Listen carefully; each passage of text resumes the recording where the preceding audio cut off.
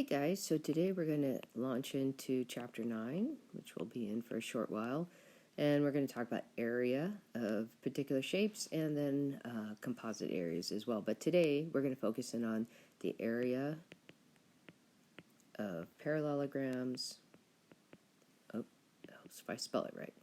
Parallelograms and triangles. So unfortunately, the first page is a ton of vocabulary. Yes, indeed. So first off, we've got the word polygon.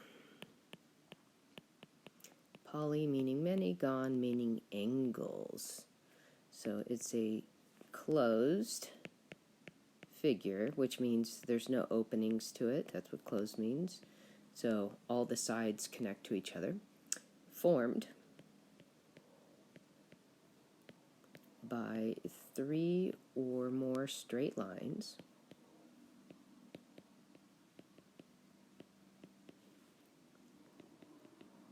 and there you are. Okay, now we are going to be discussing parallelograms, so let's talk about them in particular. So that is a quadrilateral, which is a polygon. Quadrilateral, and it's a four-sided figure. So the quad meaning four, lateral sides, so four-sided figure. I'm going to add the word figure. Figure is another word for shape, with opposite sides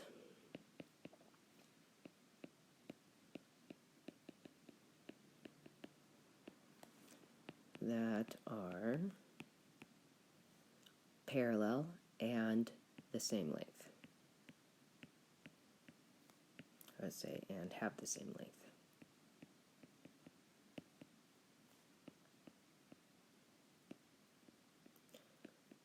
So I'm going to draw you a picture of one, and I'm going to put in some symbols that go with what it just told us here. So it's like somebody took a rectangle and then tilted it, okay? So it says that opposite sides are parallel. So to show that sides are parallel, we use a little triangle shape. Okay, so there's one triangle compares with one triangle, but the other sides are parallel, but I can't use one triangle because then that would mean that they're parallel to the sides they're connected next to it. No, that won't work. So then we use double arrows to represent a different set of sides that are parallel.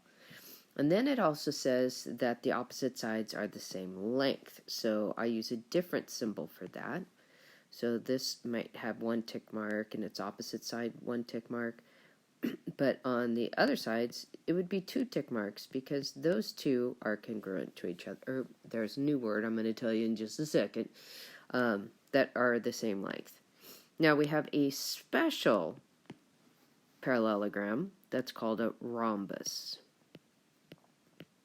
Now, let's go back to that definition. So, four-sided figure, opposite sides are parallel and have the same length. That actually describes 2 other shapes that you've talked about before, rectangles and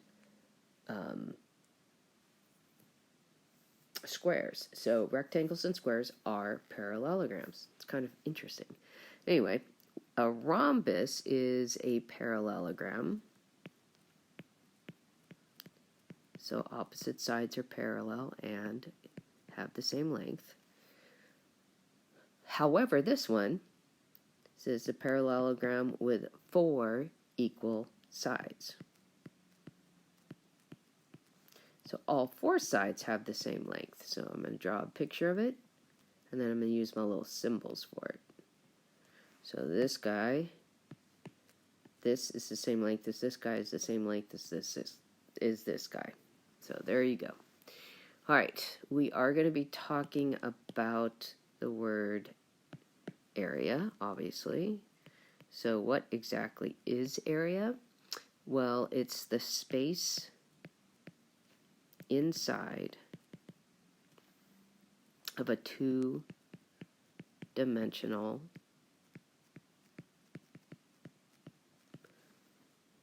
flat polygon. And actually it's like how many perfect squares, like 1 by 1 squares, fit inside the shape. That's really what it's all about.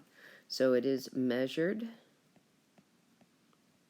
in square units. So if they don't tell you the measurement, you would just use the word units. But if they give you the measurement, let's say inches, we have a couple different ways we can write it. We can abbreviate, write SQIN for square inches, or I can use the exponent 2 and read that as not inches squared, but square inches. We're also going to be talking about a triangle in our notes today. And a triangle is a 3-sided polygon, so it's the smallest polygon that exists. 3-sided polygon. And just basic shape, there's your triangle. And then I kind of mentioned this word, and then I said I'll tell you in a minute. So here's the minute later. I'm going to say congruent figures. So congruent is a word that deals with the idea of same. Okay, so congruent figures are two figures that have the same shape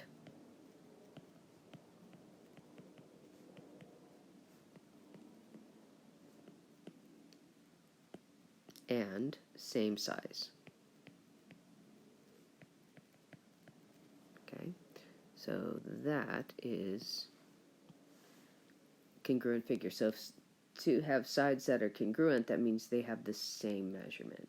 Okay, so I'm going to go to the next screen. You should still be on the same page. And we're going to kind of look at a triangle and a parallelogram.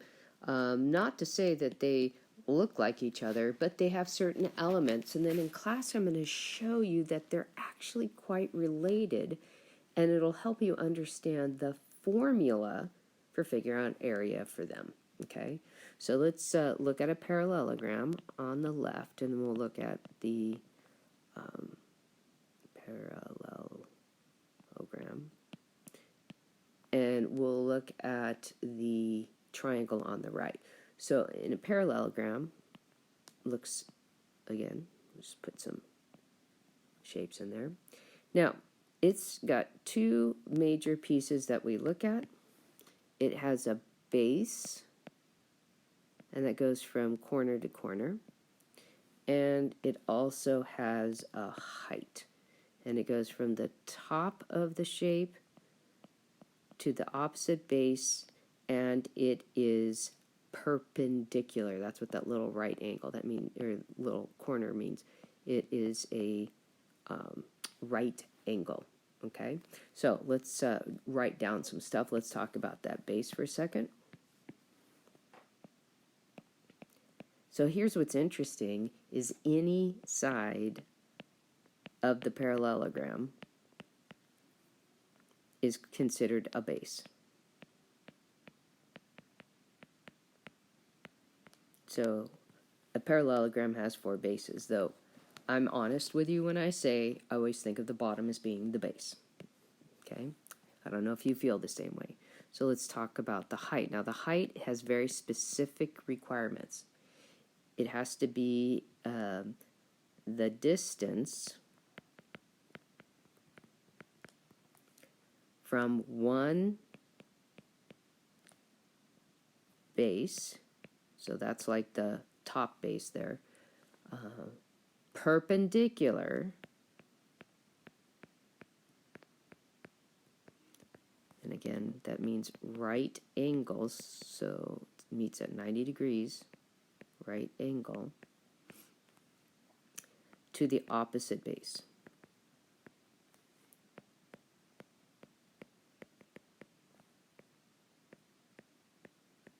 Okay, so the height is the distance from one base, and it's perpendicular to the opposite base.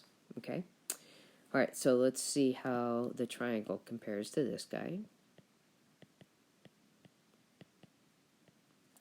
And I'm going to kind of draw two different types of triangles here.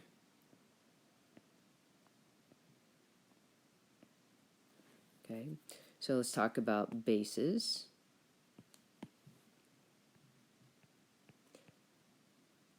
So from here to here would be a base.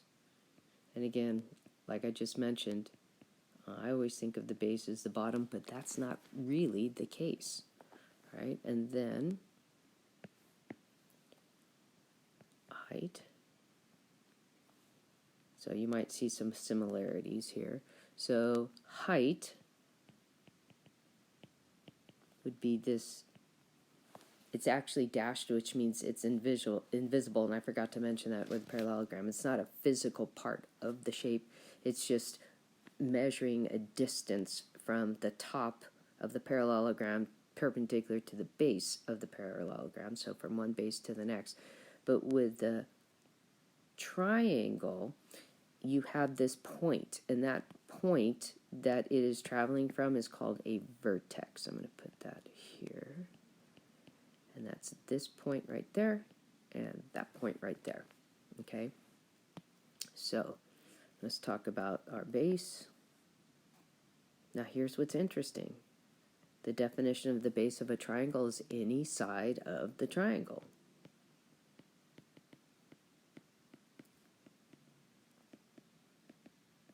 That sounds kind of similar to what it says for a parallelogram. It's any side can be it, not just the bottom like I'm always thinking. And then height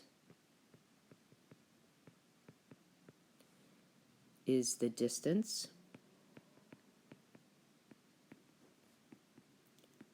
from the vertex, which we're going to say is the highest point,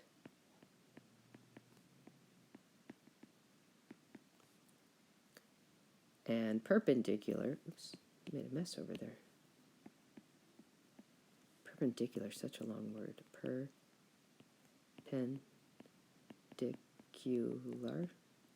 Perpendicular to the opposite base. Oops. I was trying to say opposite base and I wrote opposite base.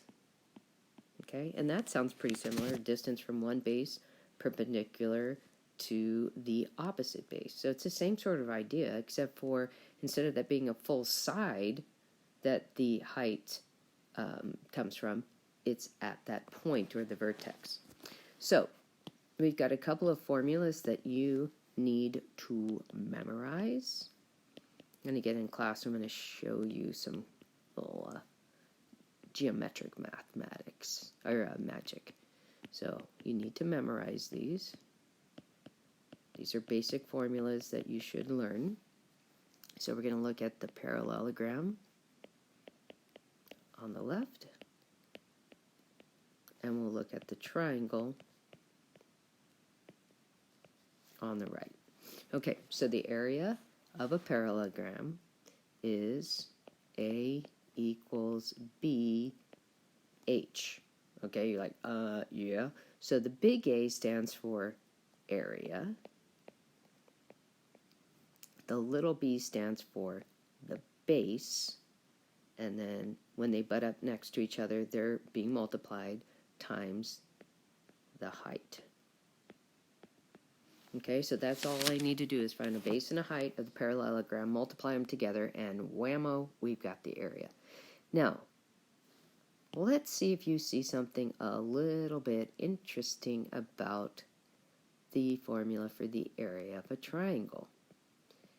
A equals 1 half BH. So in words, area equals 1/2 times the base times the height. So very similar formula, except for the triangle has a half thrown in. So I wonder if there's a reason why they look similar, but the triangle is only half the formula for the parallelogram. In class, I'm going to show that to you. All right, we're going to do a couple of examples on our next slide. So this probably should be your second page that you're on in your notes. So we're going to do two things. We're going to find the area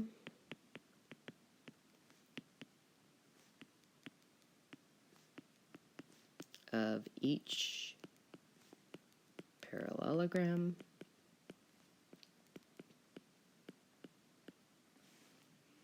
or triangle. Okay?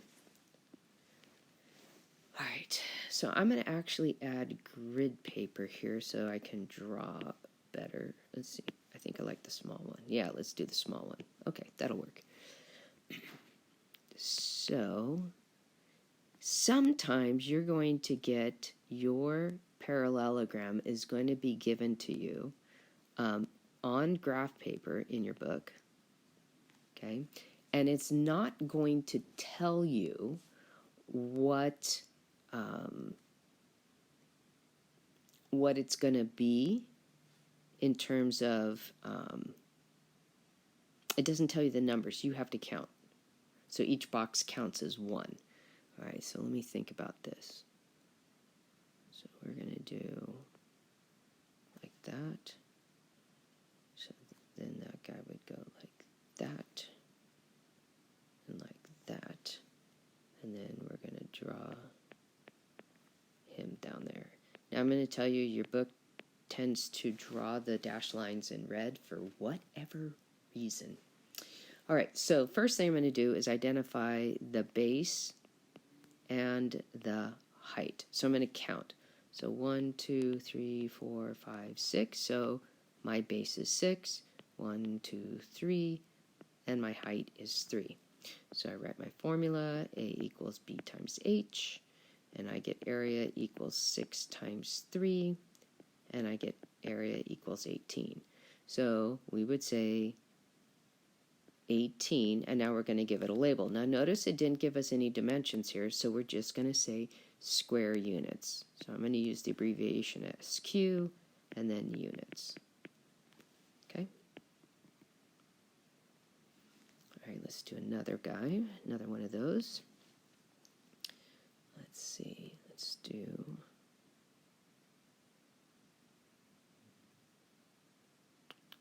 Okay, I'm actually, this one I'm not going to worry about being to scale on this one, so I'm just going to go boom, and I'll tell you what it equals. How about that? Ooh, that was kind of a side twisted one. Okay, so this side is 17 meters. This guy is 4 meters from here to here. And then sometimes when they show the height, they'll show it outside the shape. So what they do is they extend the base, and all we need to do is have a height that either is perpendicular to the base or perpendicular to the line that contains the base. Isn't that strange? And this one's going to be 16 meters.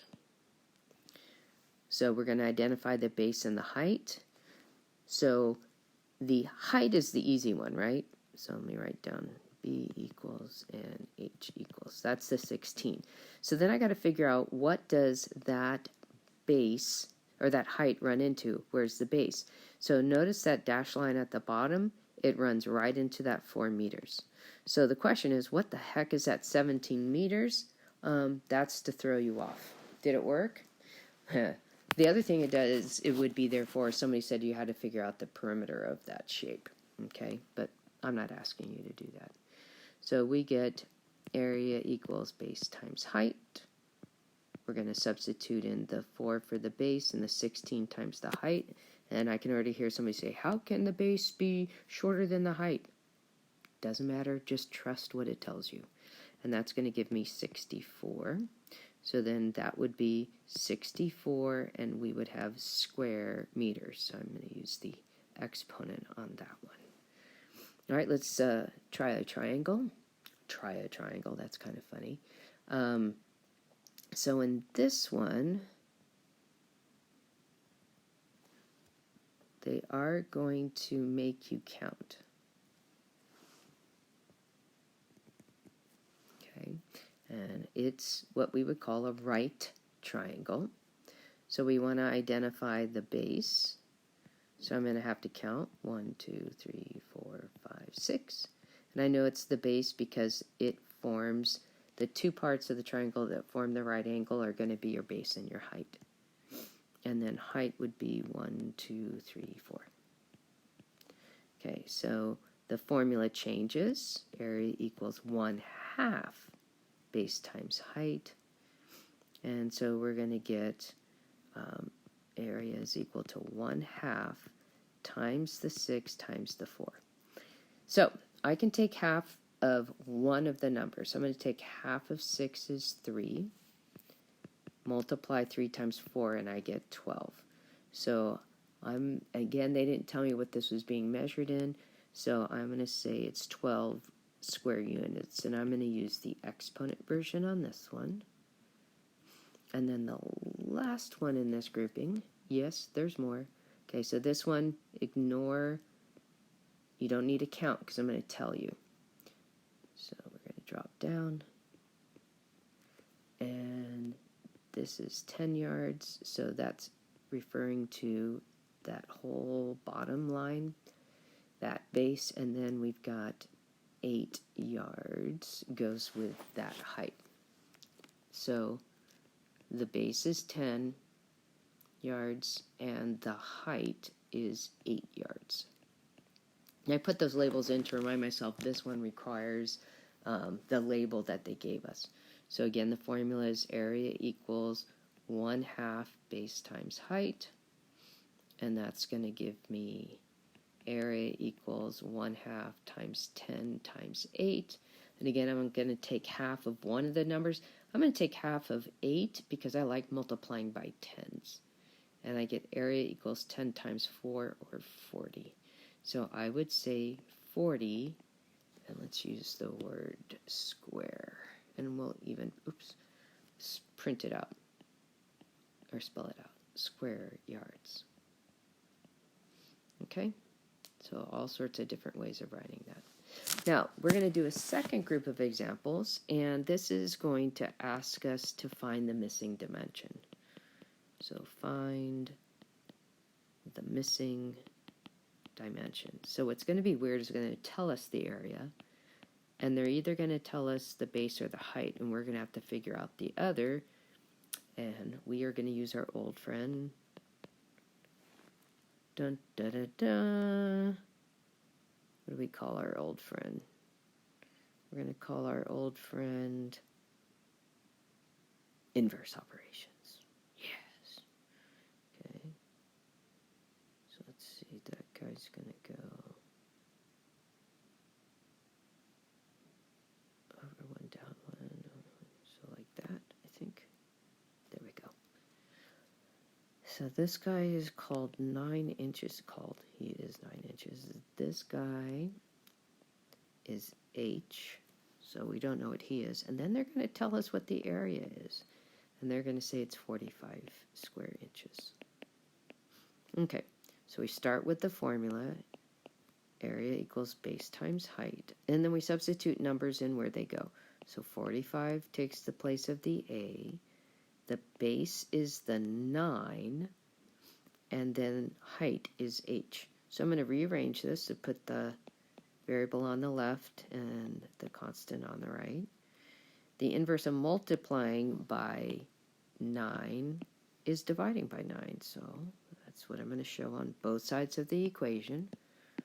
9 divided by 9 is 1, 1 times H is H, and then 45 divided by 9 is 5. So I would say the height is 5, and then it would be just a basic unit, inches. The height is 5 inches. All right, we got one more, then we're done. Okay, so we're going to do a triangle one.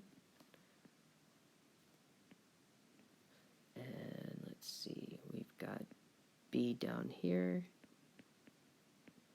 They're going to tell me this is 6 centimeters. B's and 6's can often get confused. Area equals 24 squared centimeters.